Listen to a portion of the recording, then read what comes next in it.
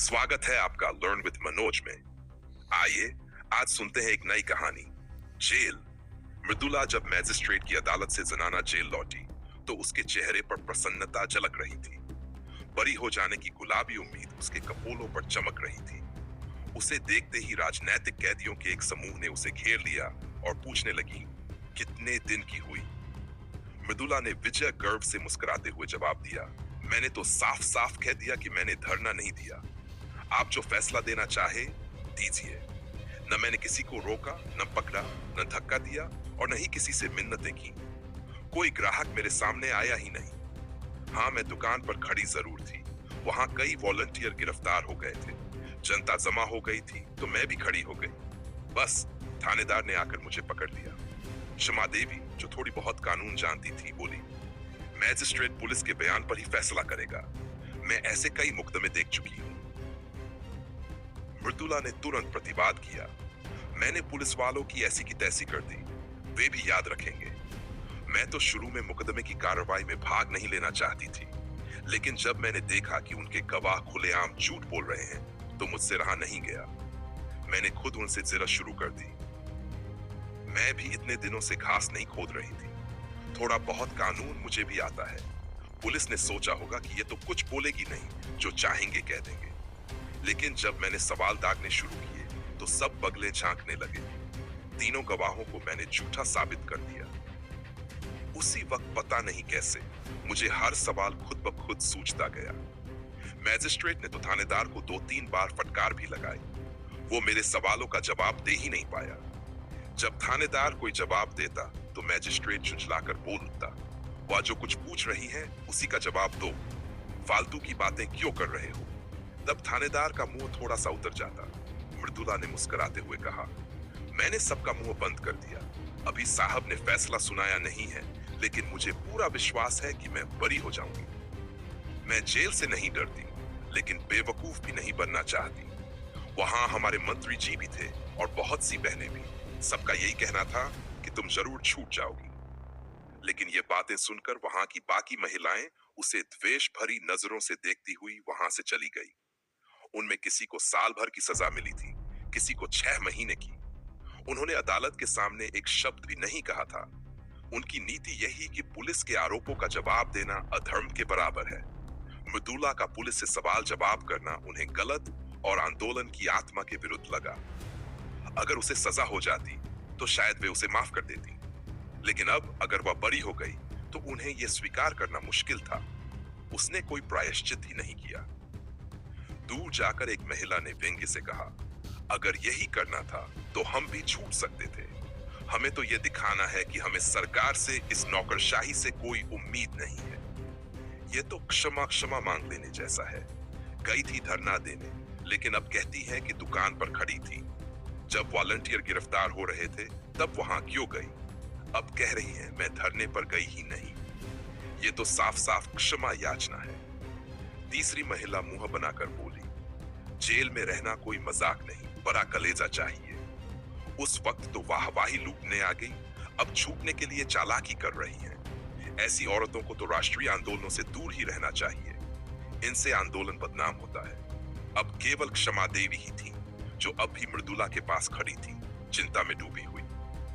उन्होंने एक बार उद्दंड भाषण देने के कारण साल भर की सजा पाई थी। दूसरे जिले से आए हुए उन्हें अभी 1 महीना हुआ था और 8 महीने अभी बाकी थे। इस जेल की 15 महिलाओं में से किसी से भी उनका मन नहीं मिला था। जरा जरा सी बातों पर सब एक दूसरे से उलझ जाती थी। जेल के भीतर औरतों के बीच बनाव श्रृंगार की चीजों को लेकर झगड़ना, लेडी वार्डनों की खुशामदी करना, घर वालों से मिलने के लिए व्यग्रता दिखाना, ये सब बातें क्षमा को पसंद नहीं थी। जेल के भीतर भी वही गुपचुप बुराइयां, चुगली और कानाफूसी का माहौल था। क्षमा के मन में यह कसक थी कि जो आत्माभिमान एक राजनीतिक कैदी में होना चाहिए वह इनमें किसी में नहीं था। वह इन सबसे दूर रहती थी। न किसी से ज्यादा बोलना, न किसी से झगड़ना। उसे अपने जाति प्रेम पर गर्व था, वह उसमें डूबी रहती थी। पर बाकी महिलाएं उसे घमंडी समझती थी और उसकी उपेक्षा करती थी। वह भी उसी भाषा में उन्हें जवाब देती, उपेक्षा के बदले उपेक्षा। मृदुला को हिरासत में आए केवल 8 दिन ही हुए थे, लेकिन इतने ही दिनों में क्षमा का उसके प्रति गहरा स्नेह हो गया था। मृदुला में न ईर्ष्या थी, न निंदा करने की आदत, न श्रृंगार की धुन, और न ही भद्दी मजाकें करने का शौक। उसके भीतर करुणा थी, सेवा भाव था, देशभक्ति थी। क्षमा ने सोचा था इसके साथ 6 महीने शांति और आनंद से कट जाएंगे, लेकिन दुर्भाग्य ने यहां भी उसका साथ न छोड़ा। कल मृदुला रिहा हो जाएगी और वह फिर अकेली रह जाएगी। यहां ऐसा कौन है, क्षमा सोचती, जिससे घड़ी भर बैठकर दुख सुख बांध सकूं, देश की बातें कर सकूं। यहां तो सभी अपने में मग्न हैं और मिजाज 7वें आसमान पर। मृदुला ने सहानुभूति से पूछा, तुम्हें तो अभी 8 महीने और रहने हैं बहन। क्षमा ने गहरी सांस लेकर कहा, किसी तरह कट ही जाएंगे बहन, पर तुम्हारी याद हमेशा सताएगी। इस एक हफ्ते में न जाने क्या जादू कर दिया तुमने मुझ पर। जब से तुम आई हो जेल जेल नहीं लगता था। कभी कभी मिलने जरूर आना। मृदुला ने देखा क्षमा की आंखें भीग चुकी थीं। वह उसे ढाढ़स बंधाते हुए बोली, जरूर मिलूंगी दीदी, मैं खुद नहीं रह पाऊंगी तुमसे मिले बिना। भान को भी लाऊंगी, कहूंगी चल बेटा तेरी मौसी बुला रही है, वो तो दौड़ता हुआ आएगा। अब तो तुमसे मैं आज ही कह देती हूँ, जेल में किसी की याद आई थी तो बस भान की। बेचारा कितना रोता होगा, मुझे देखकर जरूर रूठेगा, कहेगा तुम कहां चली गई थी, मुझे छोड़कर क्यों चली गई। जाओ, मैं तुमसे नहीं बोलता, तुम मेरे घर से निकल जाओ। बड़ा शैतान है बहन, एक पल चैन से नहीं बैठता। सुबह उठते ही गाने लगता है, जन्ना उंताले अमाला, छोलाज का मंदिर दिल में है, और फिर एक झंडी कंधे पर रखकर कहता। मृदुला अपने बेटे भान की बातें करते करते भावुक हो उठी। वो जब झंडी लेकर गाता है, ताली छलाप पीनी हलाम है, तो देखती रह जाती हूँ। बाप से कहता है तुम गुलाम हो। उसका पिता एक अंग्रेजी कंपनी में नौकरी करते हैं। कई बार इस्तीफा देने का मन बनाते हैं, लेकिन घर चलाने के लिए कुछ करना तो पड़ेगा। कभी कभी सोचते हैं कैसे छोड़ दे नौकरी। सच बताऊं बहन, गुलामी से उन्हें घृणा है, लेकिन मैं ही उन्हें समझाती रहती हूँ। सोचो वे कैसे ऑफिस जाते होंगे, कैसे भान को संभालते होंगे। मेरी सास जी तो बेचारी बूढ़ी हैं, वो भान के पीछे कहां दौड़े दौड़े। भान तो गोद में बैठता ही नहीं। सास चाहती है कि मेरी गोद में बैठा रहे, लेकिन भान को गोद से चिढ़ है। अम्मा मुझसे बहुत नाराज हैं, एक बार भी देखने नहीं आई। कल अदालत में बाबूजी कह रहे थे वो बहुत खफा हैं। 3 दिन तक तो खाना पीना तक छोड़ दिया था। कहती थी इस छोकरी ने कुल मर्यादा डुबो दी, खानदान पर दाग लगा दिया, कुलछनी। पता नहीं क्या क्या कहती रही। मैं उनकी बातों का बुरा नहीं मानती बहन, पुराने जमाने की है और उनकी सोच भी वैसी ही है। उनसे जाकर माफी मांगनी पड़ेगी, बड़ी मुश्किल से मानेगी। कल ही कथा होगी, ब्राह्मण भोजन करेंगे, बिरादरी इकट्ठा होगी। जेल का प्रायश्चित तो करना ही पड़ेगा। तुम हमारे घर 2-4 दिन रहकर ही जाना बहन, मैं खुद आकर तुम्हें ले जाऊंगी। लेकिन क्षमा इन सब पारिवारिक सुखों से वंचित थी। वह विधवा थी, अकेली थी। जलियांवाला बाग में उसका सब कुछ गुजर चुका था। पति और पुत्र दोनों की आहुति देश की बलिवेदी पर चढ़ चुकी थी। अब उसका कोई नहीं बचा था जिसे वह अपना कह सके। उसका दिल इतना बड़ा अभी नहीं हुआ था कि पूरी दुनिया को अपना बना सके। पिछले 10 वर्षों से वह अपने आहत हृदय में धैर्य और शांति को खोज रही थी। जाति सेवा में उसे ही अपना सहारा दिखता था। जिन कारणों ने उसका बसेरा उजारा था, जिन्होंने उसकी गोद सूनी कर दी थी, उन्हें मिटाने के लिए वह पूरी ताकत से लगी थी। बलिदान तो वह पहले ही दे चुकी थी, अब उसके पास देने को सिर्फ उसका दिल था। औरों के लिए भले ही देश सेवा केवल सभ्यता का एक नियम हो या प्रसिद्धि पाने का एक साधन, लेकिन क्षमा के लिए यह उसकी तपस्या थी। वह अपने नारीत्व की संपूर्ण शक्ति और श्रद्धा के साथ इसमें लगी हुई थी। आकाश में उड़ता पक्षी भी तो कभी न कभी अपने घोंसले को याद करता है, पर क्षमा के लिए वह घोंसला कहां था? यही वे क्षण थे जब वह भी आत्मसंवेदना में डूब जाती थी। मृदुला को पाकर क्षमा ने जैसे अपने जीवन में फिर से एक आशा की किरण देखी थी, लेकिन यह सुखद छाह भी अधिक देर तक न ठहर सकी। व्यथित स्वर में क्षमा बोली, यहां से जाकर भूल जाओगी मृदुला। तुम्हारे लिए तो ये जेल किसी रेलगाड़ी की मुलाकात जैसी है, और मेरे लिए तुम्हारे वादे उसी सफर की बातें हैं। कभी फिर मिले तो या तो पहचानोगी ही नहीं, या हल्की सी मुस्कान देकर नमस्ते कहकर आगे बढ़ जाओगी। यही दुनिया का दस्तूर है। जिसे अपने आंसुओं से ही फुर्सत नहीं, वह भला दूसरों के लिए क्यों रोएगा। तुम्हारे लिए शायद मैं कुछ भी न रही हूं, पर मेरे लिए तुम बहुत अपनी सी थी। लेकिन जब अपनों के बीच बैठो, कभी कभी इस अभागिन को याद कर लिया करना। भिखारी के लिए चुटकी भर आटा भी बहुत होता है। अगले दिन मैजिस्ट्रेट ने फैसला सुना दिया। मृदुला बरी हो गई। शाम के समय वह सभी बहनों से गले मिली, रोई और सबको रुलाया, जैसे कोई बेटी मायके से विदा हो रही हो। 3 महीने बीत गए, लेकिन मृदुला एक बार भी ना आई। बाकी कैदियों से मिलने वाले आते रहते थे। कभी घर से खाने पीने की चीजें आती, कभी कपड़े, चूड़ियां, मिठाइयां, लेकिन क्षमा का कोई पूछने वाला था। हर महीने के आखिरी रविवार की सुबह वह मन ही मन मृदुला की राह देखती। जब मिलने का समय बीत जाता तो थोड़ी देर रोती, फिर अपने मन को समझा लेती। जमाने का यही दस्तूर है। एक दिन शाम को क्षमा संध्या कर रही थी। अचानक देखा मृदुला सामने चली आ रही है। न वह पहले वाली चमक थी, न वह तेज, न रंग रूप, न मुस्कान। वह थकी, उदास और टूटी हुई लग रही थी। क्षमा दौड़कर उससे लिपट गई और रोते हुए बोली, ये क्या हालत होगी तेरी मृदुला? तू तो बिल्कुल बदल गई। क्या बीमार है? मृदुला की आंखों से आंसू बह रहे थे। बीमार तो नहीं हूं। उसकी स्त्री से रहा नहीं गया। वह चिल्ला उठी, क्यों मारते हो? क्या हम चोर हैं? उसने कांस्टेबल के हाथ से डंडा छीन लिया और उसकी छाती पर दे मारा। बस इसी बात पर बात बिगड़ गई। पुलिस ने उसे वहीं पकड़ लिया, गाली गलौज की, घसीटती हुई ले गई। और जब लोग इकट्ठा होने लगे तो पुलिस ने यह कहकर गोलियां चला दी कि भीड़ हमलावर हो रही है। 3 औरतें मारी गई, 2 बच्चे और एक बूढ़ा। मृदुला की आवाज कांपने लगी, बस बहन, अब और नहीं देखा गया। मैंने सोचा, अगर अब भी हम चुप रहे तो हमारा संघर्ष, हमारा बलिदान सब व्यर्थ है। मैं उसी दिन सड़क पर उतर आई, धरना देने बैठी, भाषण दिया और उसी वक्त गिरफ्तार कर ली गई। क्षमा की आंखें भर आई।